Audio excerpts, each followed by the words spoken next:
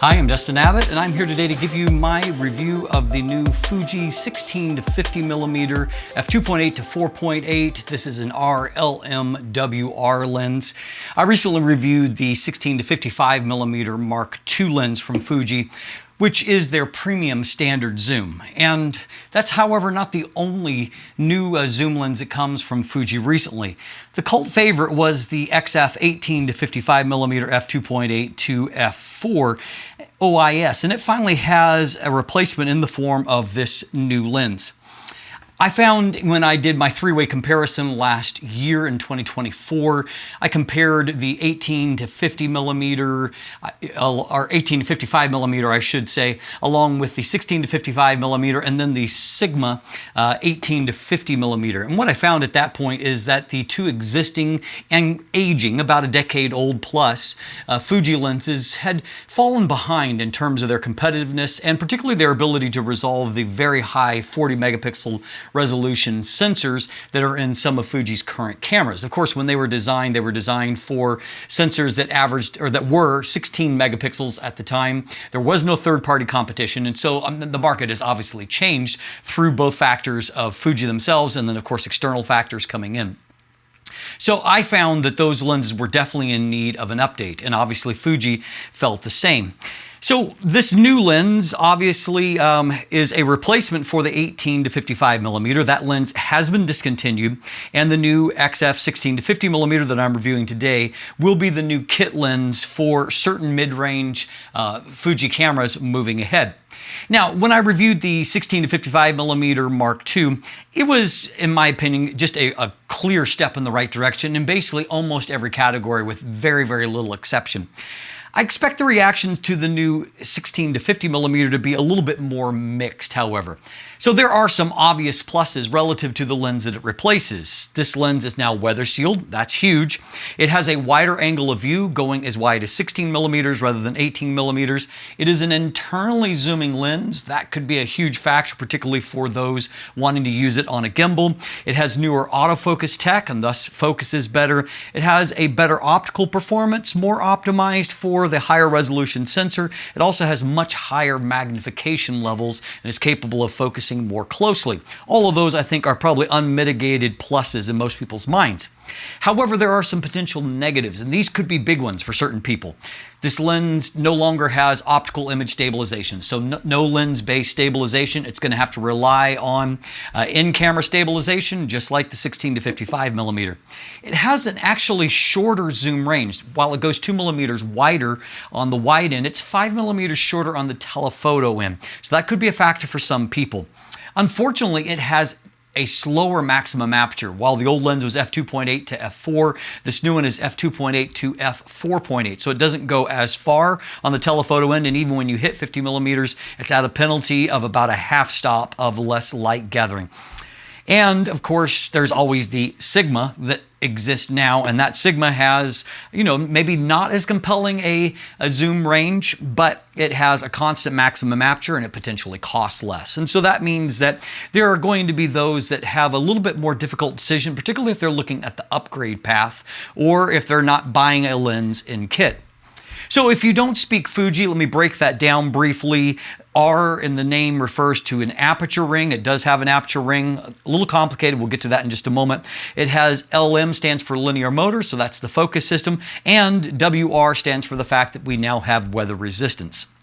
Now, as far as the price of the now three available options at this point, the Sigma, as far as MSRP, is the cheapest, $549 US. And of course, because it's been out for a while, it goes on sale. And so it's been, in recent history, it's been available for about $489. And so obviously the price is going to vary some and obviously change according to your market.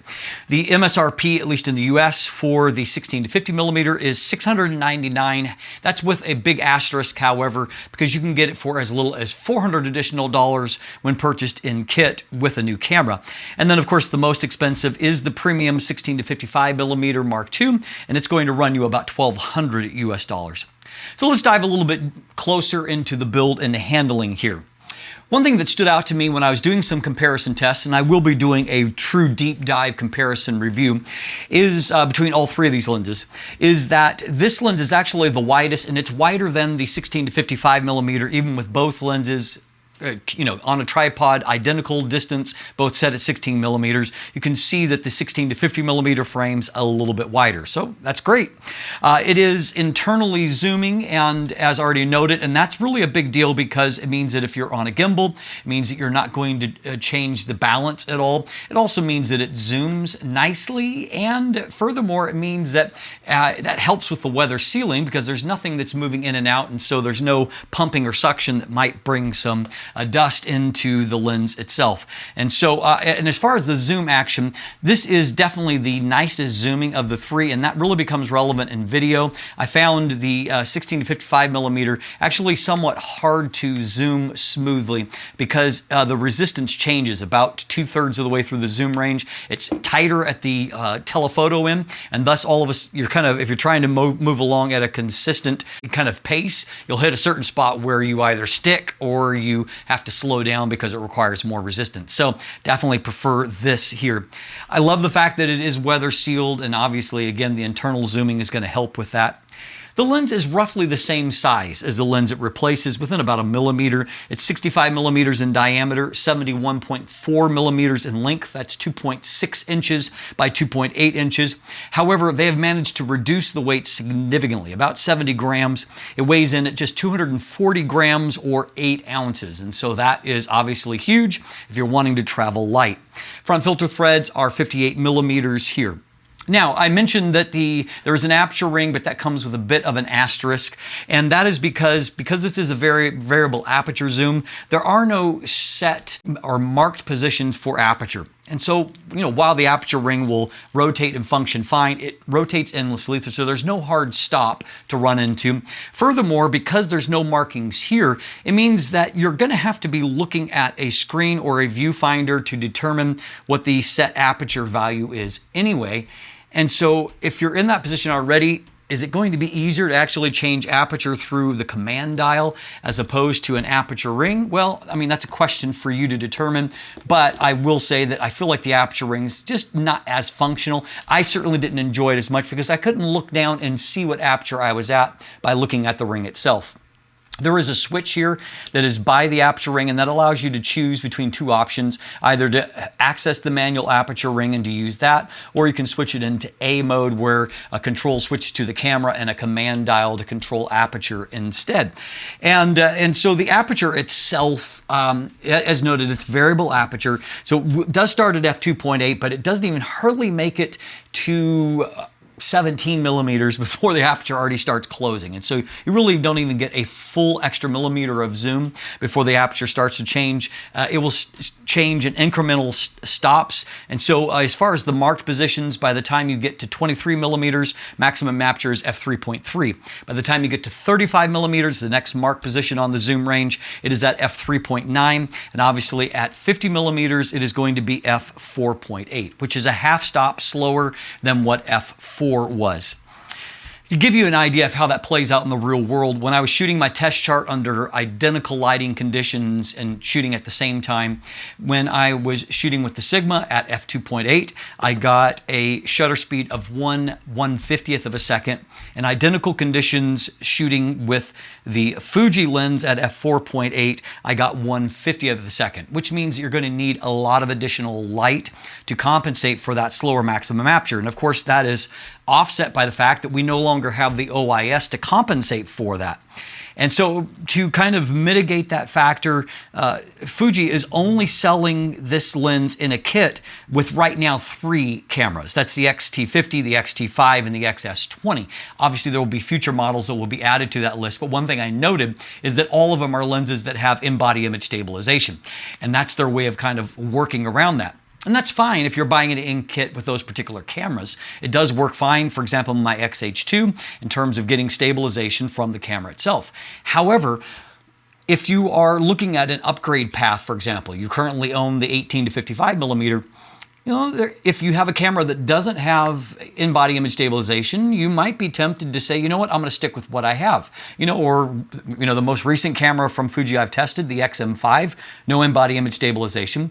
So, I mean, buying this lens means that all of a sudden you don't have that stabilization, and that could potentially be a factor for you. And so I think that that may be a misstep by Fuji, and of course, time will tell as far as the market goes. There are no switches other than that aperture switch that I told you about, no buttons on the exterior. You have 3 rings, you have that aperture ring, you have the zoom ring, and then up front you have a manual focus ring. Now the manual focus ring I like, at least relative to the manual focus ring on the 16-55mm Mark II. I feel like it is a little better damped and has a slightly better feel. However, with any of these lenses, my complaint, because of the nature of Fuji's autofocus and thus manual focus, is that focus is not like this linear smooth progression. It's like you focus in little chunks, and so it moves forward in bits. It doesn't move forward in this kind of smooth fashion, particularly when you're trying to get precision focus. I just don't really enjoy the focus action at all. Of course, your mileage may vary on that. While they moved up to 11 aperture blades in the 16-55, in the 16-50mm, they've kept it at 9 aperture blades. And so if that's a factor for you, fine. It's probably not a big deal.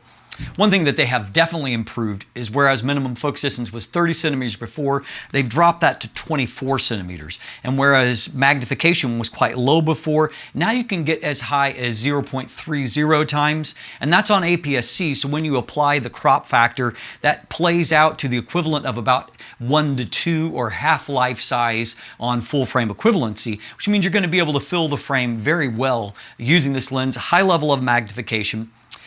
And so that's great. However, at least on the copy I tested, I found that contrast wasn't fantastic, and that was particularly true when up close. And so I didn't feel like the up close image quality was really fantastic when shooting, you know, at f4.8. So you're going to have to stop down further, which, you know, comes with other potential complications. And so I would have liked a little bit better performance on the telephoto end. Maybe it's copy specific, but we certainly wouldn't want that to be the trend either. So how about autofocus? In this case, we'll talk about stills first of all. Now, both of these lenses, both this lens and the lens that it replaced, technically had a linear motor focus system. But obviously, we're talking about much newer technology, and in previous comparisons, the Sigma was the better focusing of the linear motor equipped Fuji lenses. That's no longer the case, and so this is definitely an improved linear focus motor. It's smoother, it's quieter, it's faster in operation. Showed good eye detection. For example, in this shot of Ferrari, you can see it nailed focus, not just in the eye area, but right on the iris. It's perfectly where it should be, and so definitely good in that regard. The only thing that I'll complain about as far as stills autofocus is that I did run into the instance fairly often, and if I was trying to focus on a close subject, even if the focus box was right on that subject, sometimes focus was just stuck on the background, like as you can see here, and I had to kind of manipulate it to get it to where I wanted it to be, and then you can see here that it would focus correctly. I would say in general that Fuji's camera autofocus, it's making progress, but it's still clunky compared to all the other platforms that I test on. You can tell, however, that this lens is one of the better ones when it comes to autofocus on Fuji. How about for video? On the bad of things, and this is kind of just general observations, I found that, there's typical Fuji things. Sometimes when you touch to change focus on the screen, when I'm trying to do video focus pulls, the touchscreen sometimes just isn't reactive, or it's slow to respond. There is sometimes some extra micro adjustments where it doesn't quite lock and stay there confidently. On the positive, however, the focus pulls test that I did was really about as good as what I've seen on Fuji. There was, good pull from one subject to another, less even of the micro adjustments than what I saw with the 16-55, and so that was definitely a positive on that front. My negative is for the lens itself is that I found relative to doing some direct competitions, comparisons across these, that the reactiveness of this lens in video mode is not fantastic. And so there's definitely some lag if you're walking towards the camera, spots where focus is just behind. And then it's a little bit slow to pick up if I'm kind of moving in or out of focus, as I duck in and out here, you can see that there's some lag. It's not like it just stays right with me. And so, it's still a bit far from perfect when it comes to that. And finally, when I did my hand test, which does require some reactiveness because it's going from one subject to another subject and back and forth, I just found that by the time that the lens camera started to react to the focus change, be it the addition of my hand or the removal of my hand, by the time it picked up on that, I was pretty much ready to go to the next action. And so focus just wasn't quite where I wanted in general. And so I would say that focus is definitely improved. I would say it's better than the Sigma, in the sum of the parts, but it's definitely not as good as the 16-55 Mark II. So how about image quality? Now I'm going to give you a quick overview here, and then there's a deep dive for those of you that like getting into all the details. That will come at the end of the video. I would say that this lens, in my opinion, is not as consistently excellent as the 16-55 Mark II, but it definitely is improved over the 18-55. It is best in the middle of the zoom range, 23 to 30, well, really to 40 millimeters, probably 20 to 40 millimeters is kind of the sweet spot for the best performance that I found. Optical design is 11 elements in 9 groups. That includes 3 aspherical elements and 3 extra low dispersion elements. MTF, in this case, my findings were not wholly consistent with the MTF chart. The MTF shows good center and mid frame on the wide end, but a big disparity between the 2 different axes that are shown on that, and shows much weaker corners than what I necessarily saw in my actual real test. Telephoto appears to be better in contrast and a more linear response, but again, I actually found lower contrast on the telephoto end of the particular copy that I tested. And so, obviously your mileage may vary a bit. It was just a little bit more of a kind of a separation between what I saw on paper, and thus what I expected, to what I saw in reality. Now, one thing that is a positive here, it definitely has lower fringing than what the Sigma does, so less color fringing. That's good. In general, it didn't have as good a contrast as the 16-55 Mark II, as you can see here. There are some definite pluses for this particular lens, however. It is the best performer when it comes to distortion, and particularly for vignette. It still has a fair amount of barrel distortion on the wide end, a plus 21 to correct, but vignette is only a plus 44, which is about half what I saw on the 16-55 Mark II.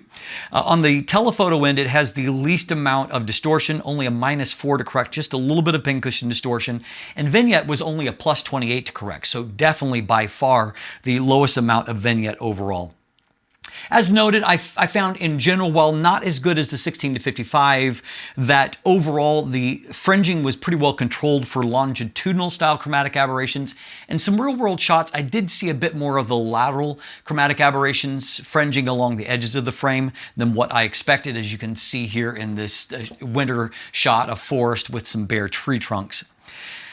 I found at 16 millimeters, when I started to evaluate sharpness and contrast, that at f2.8, pretty good in the center and also in the mid frame, definitely weaker in the corners and weaker relative to the 16-55 millimeter, though better than the Sigma on the wide end in the corners. I saw that the center and the mid frame improved at f4 and then at f5.6 through f8, but the corners at 16 millimeters never really sharpened up. And so that does unfortunately give it a little bit of a hit when it comes to use as a landscape type lens, in that it never got to the consistent levels of sharpness that I was able to achieve with the 16-55 millimeter. With any of these lenses on a high resolution sensor, at f11, you'll start to see some softening due to diffraction, but it becomes much more obvious at f16 and then in particular at f22, which is minimum aperture. As I moved on in the zoom range to 23 millimeters, I saw a better performance, just much more consistent across the frame, notably better looking corners, but also just a little bit better everywhere else. And so if you're shooting a landscape, if you have enough room to to just zoom in a little bit, you're probably going to get better results. At 50 millimeter, or excuse me, at 35 millimeters stays pretty consistently good. I found that at both 23 millimeters and 35 millimeters, there isn't a lot of gain when you stop the lens down. So you're pretty much, you might get a very minor gain, but you're mostly going to get what you're going to get as far as performance, pretty much wide open at that. Which, you know, the positive side of that is, of course, it's a variable aperture zoom, so you're already losing aperture, losing light anyway, so not needing to stop the lens down to achieve maximum performance is probably a positive thing.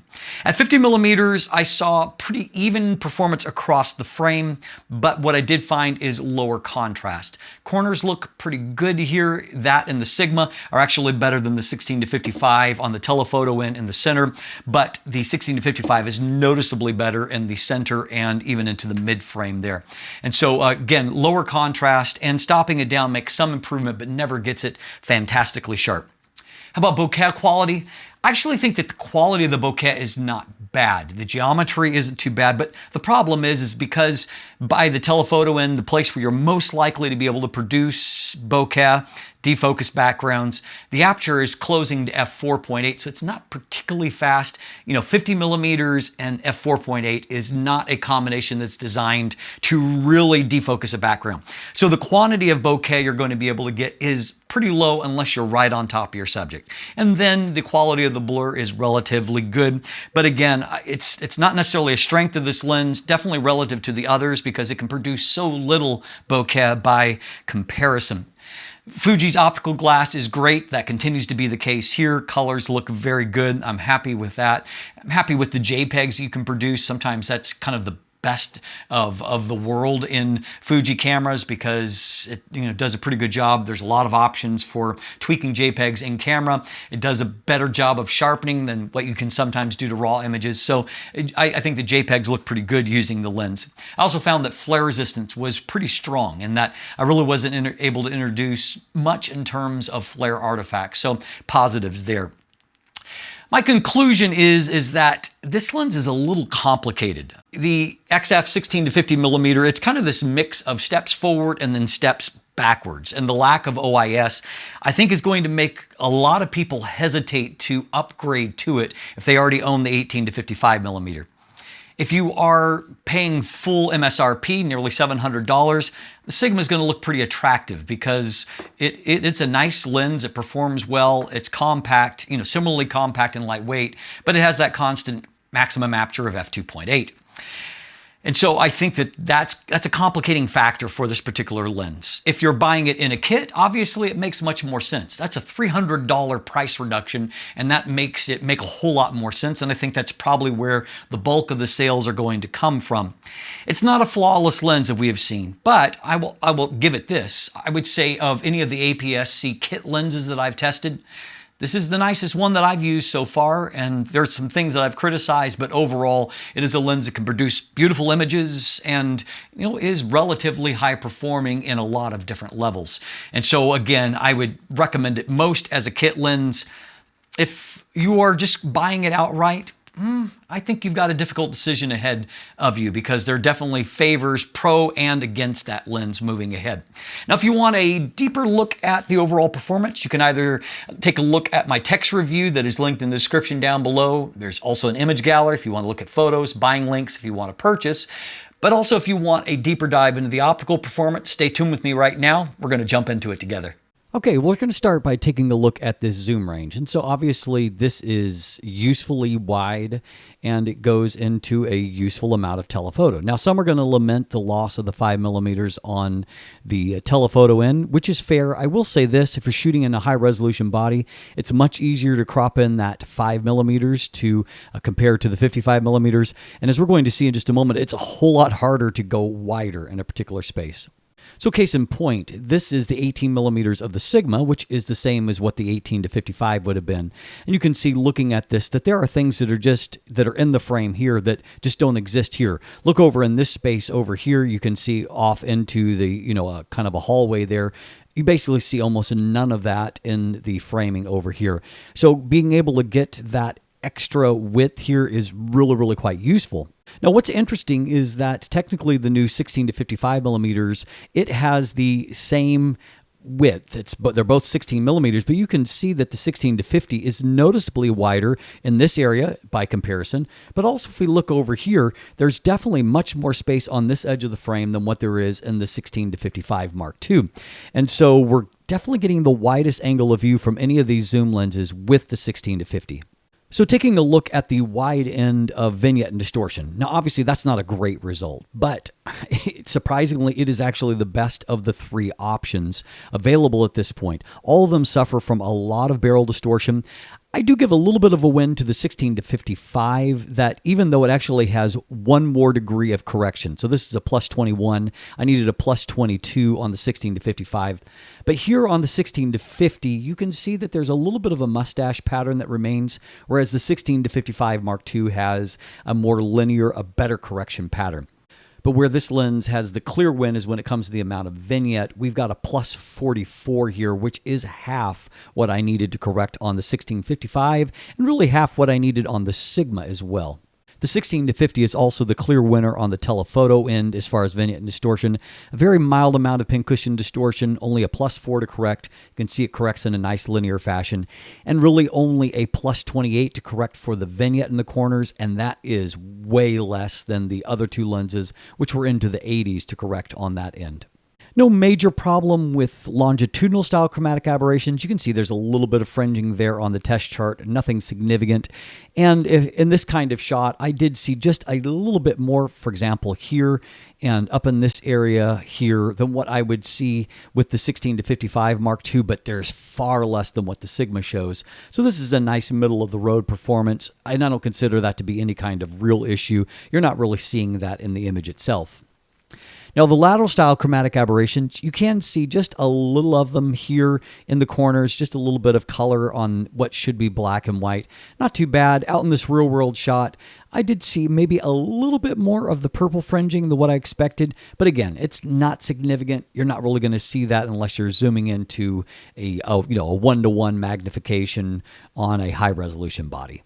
Now, speaking of high-resolution bodies, what we're going to find here is looking at 40 megapixels, and I'm going to examine this test chart at 200% magnification. So this is 16mm F2.8. Center of the frame, really looking quite good. Good contrast, good detail, no complaints there. Moving here into the mid-frame, again, that's looking pretty great.